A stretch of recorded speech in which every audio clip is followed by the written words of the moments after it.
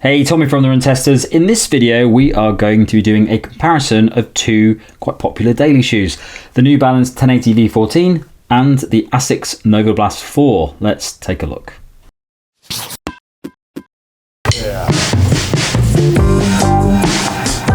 The New Balance 1080 V14 costs £160 or $164.99. It weighs 287 grams or 10.1 ounces for men in a size 8, and the drop is 6mm. The Asics Novablast 4 costs £135 or $140. It weighs 256 grams or 9 ounces for men in a size 8, and the drop is 8mm.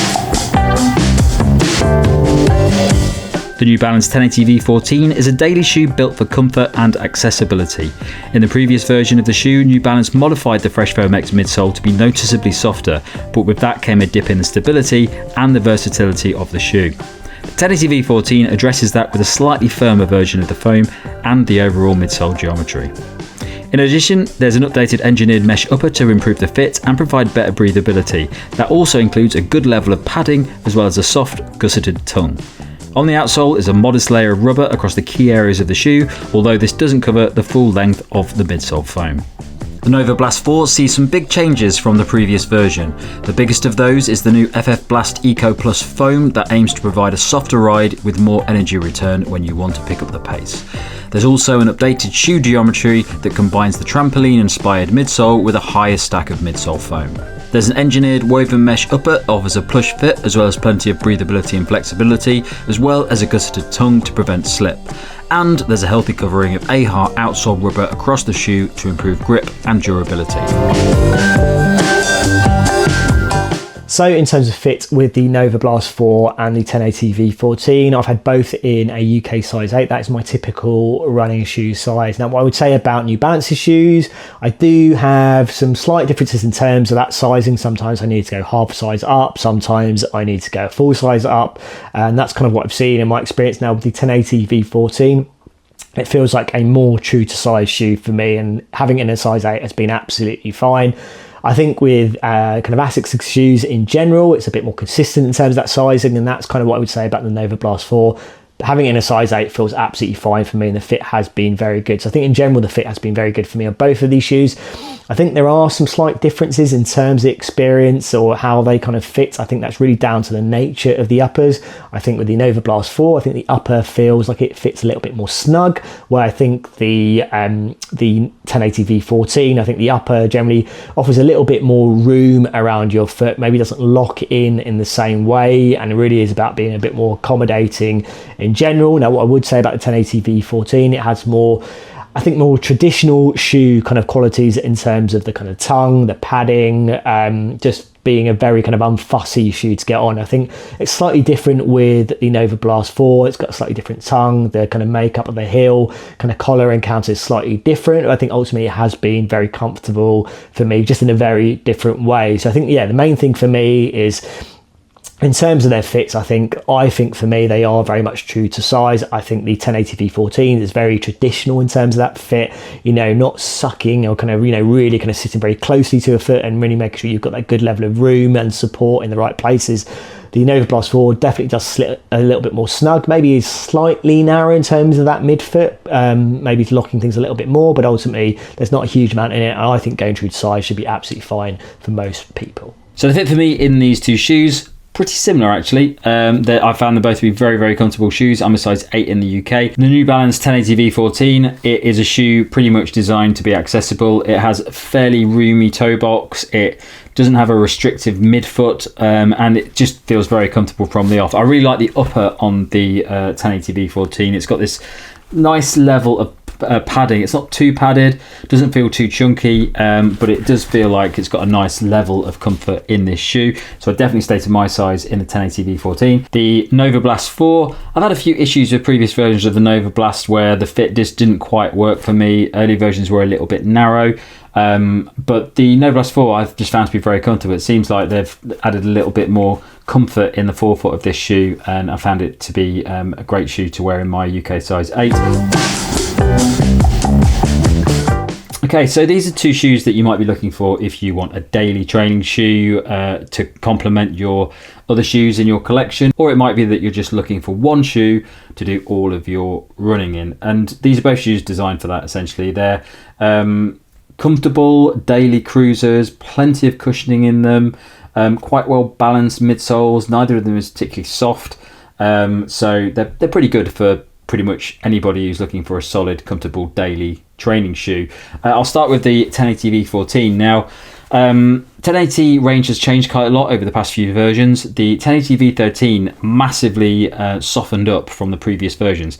I wasn't a massive fan of the 11 and 12. I just found them to be a little bit too firm and just didn't have a lot of life in them for me. They were fine. A lot of runners liked them as quite an accessible shoe that wasn't too soft, but I like a soft shoe, and I like a shoe that is really squishy for easy days, really comfortable, and the 1080 V13 was that for me. I really enjoyed that shoe, definitely a massive improvement for me on the version 12.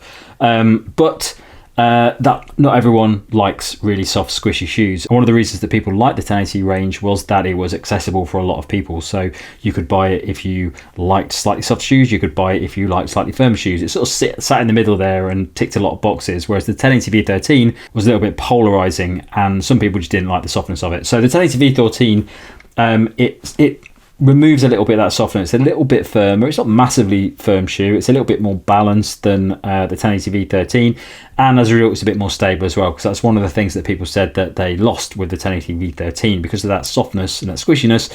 You lost a bit of the stability as well, and obviously shoe brands don't want you losing stability because people need stability sometimes. So the result is this, which is sort of a combination of the 13 and the 12. So you get a little bit of softness in that midsole, but it's not really, really soft like the 13.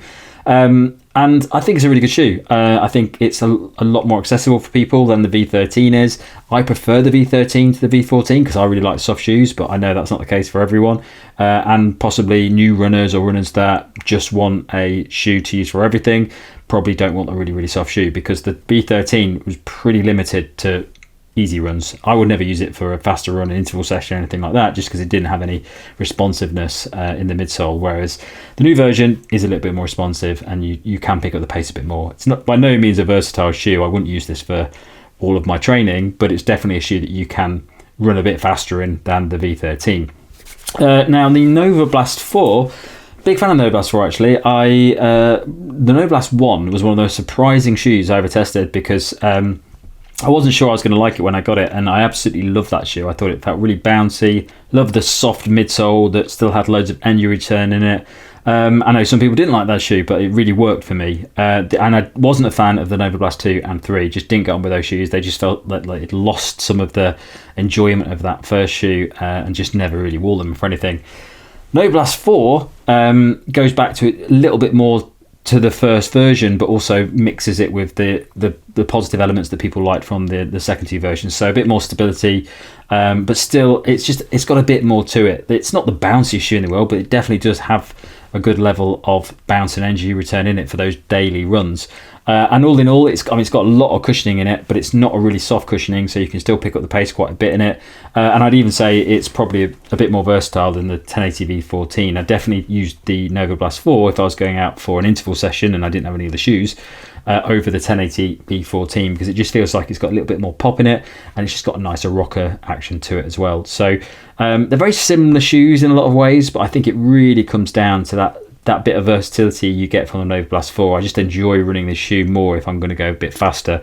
And in many ways, it's taken learnings from the Superblast as well. So the ride it's not really comparable with the Superblast, and the Superblast 2. It's not as fast, it's not as great at tempo sessions or anything, but it does feel a little bit like that shoe, and you can definitely see that Asics has learnt from their development of the Superblast and used some of that in the Novablast 4 as well. Other thing to say about these shoes is that the outsole is pretty similar on both of them. It's not the most amazing outsole in the world. There's open bits of midsole on the outsoles, so they're not massively covered with really grippy outsole rubber, but they're absolutely fine. I've had no issues at all in either of the shoes when it comes to gripping on wet surfaces or anything like that. Absolutely solid, and the midsoles that they have seem to wear quite well against on the sections that haven't got rubber on them. So it seems to be a fairly hard wearing midsole on both of these shoes as well. So in terms of my running time with these two shoes, what I would say is these are very solid daily trainer shoes. These are the type of shoes, if it's just one shoe you have that you kind of turn to for all of your runs, these are absolutely shoes that can do that. They're good for kind of ticking off that kind of mileage. And, you know, if you're training for a marathon, I think they have some versatility to them as well too. I think probably one more so than the other, but in very, you know, there's definitely some overlap, but I do think there's some differences as well too, that may, you know, appeal to a certain type of person that wants a certain type of daily trainer style shoe. Now, I'll start with the New Balance 1080 V14, which is the shoe that I've tested more recently and is a bit of a departure from that kind of really plush, kind of super light, kind of cushion shoe that we got in the 1080 V13. Very much felt like a easy kind of recovery day style shoe, one that I found I could run more moderate paces in. I don't think everyone found they could do that, but that's kind of what I got from it. I think with the 1080 V14, as a daily trainer, I think it really prioritizes that kind of protection. I think that comfort, being very consistent and stable. And I think ultimately what that does, it makes it, you know, again, best suited for those kind of easy paces, can handle that moderate pace as well. And you've got a kind of a nice rocker in there. It's not too kind of prominent. It's just enough there to kind of gently kind of push you and prod you forward a little bit.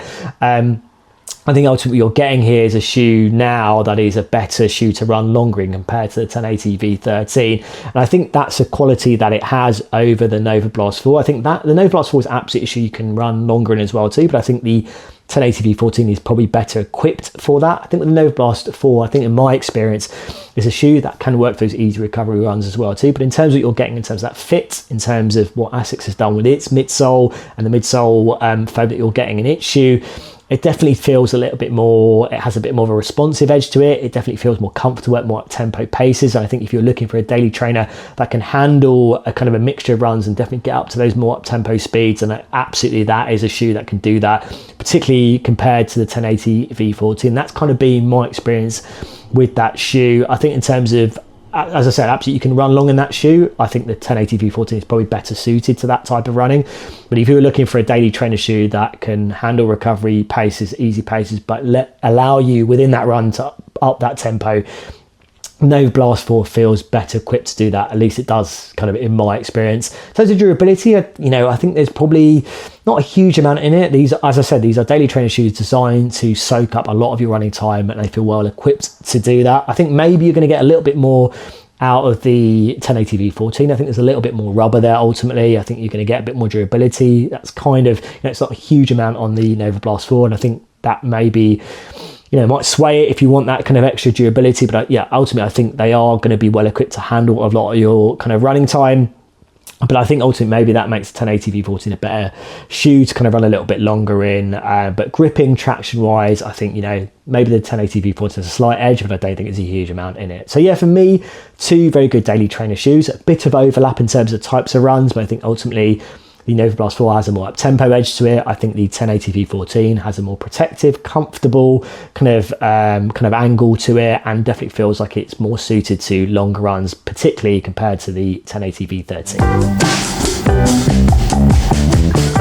Okay, so my take on whether you should go for the Novablast 4 or the New Balance 1080 V14. Now, my take is that I think these are daily trainer shoes, kind of cushion daily trainer shoes, that have slightly different profiles. And I think they are both good in their own right. I think it really depends on what you want from a daily trainer. I think if you want a daily trainer that can have, you know, a good range of versatility in terms of types of runs you can use it for, particularly for kind of slightly faster runs or moderate to faster paces, then I think the Novablast 4 is the shoe you're going to go for. And ultimately that is the shoe, if I had to pick, you know, being one daily trainer that I could use, you know, for a lot of runs, that's probably the shoe I'd go for.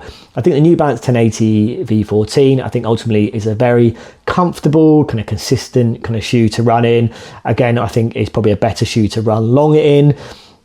Does it have the same wow factor that I think, you know, it has, that the Novablast 4 has in terms of those kind of quicker paces? I don't think it does, but there is a lot to like about it still, and I think maybe it's got a little bit more in terms of the durability side of things. But if it was me and I had to pick between these two shoes, knowing that I want a shoe that's going to handle a mixture of runs, I would be going for the Novablast 4. It's slightly cheaper as well too. And as I said, if you want a standout kind of daily trainer that is versatile, feels nice to run a little bit quicker, but also ease off, the Novablast 4 is one I would be going for.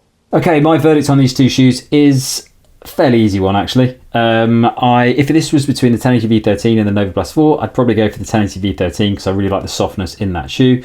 But this is a different shoe. It's 1080 V14 is a notable difference from the V13, and as a result, I would go for the Novablast 4, just because, well, one, it just has a little bit more energy in it. It just feels a little bit better for those faster sessions. I don't think it's by any means the best versatile shoe out there. If you wanted to get a daily trainer that you were going to use largely for interval sessions and faster sessions, I wouldn't say get the Novablast 4. But if you're a runner who just wants one pair of shoes, or you want a daily trainer, just clock off the miles, and sometimes you might want to run a bit faster, Novablast 4 is a good option for that. Whereas the 1080 V14, it's more of an easy day shoe for me, but that can do a little bit more. But I'd definitely go for the Novablast 4 if I was doing faster sessions or running slightly faster occasionally.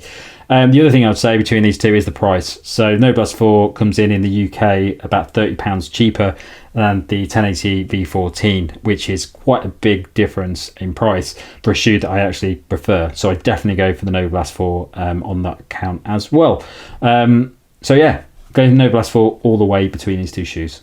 That's it from us on this Versus. Thanks a lot for watching. Don't forget to like, subscribe, click that little bell. And if you're going to the Catch and Bow, you can find it to our podcast, which comes out a couple of times each month. Thanks a lot for watching. Catch you next time.